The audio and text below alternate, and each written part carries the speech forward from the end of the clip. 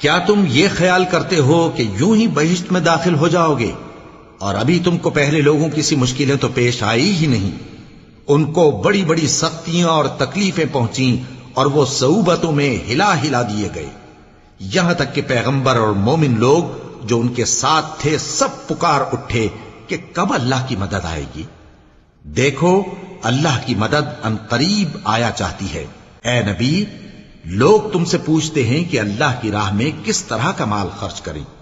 کہہ دو کہ جو چاہو خرچ کرو، لیکن جو مال خرچ کرنا چاہو وہ درجہ بدرجہ اہل استحقاق یعنی ماں باپ کو اور قریب کے رشتہ داروں کو اور یتیموں کو اور محتاجوں کو اور مسافروں کو سب کو دو، اور جو بھلائی تم کرو گے اللہ اس کو جانتا ہے. مسلمانوں، تم پر اللہ کے رستے میں لڑنا فرض کر دیا گیا ہے، اور وہ تمہیں ناگوار تو ہوگا، مگر عجب نہیں کہ ایک چیز تم کو بری لگے اور وہ تمہارے حق میں بھلی ہو، اور عجب نہیں کہ ایک چیز تم کو بھلی لگے اور وہ تمہارے لیے مضر ہو.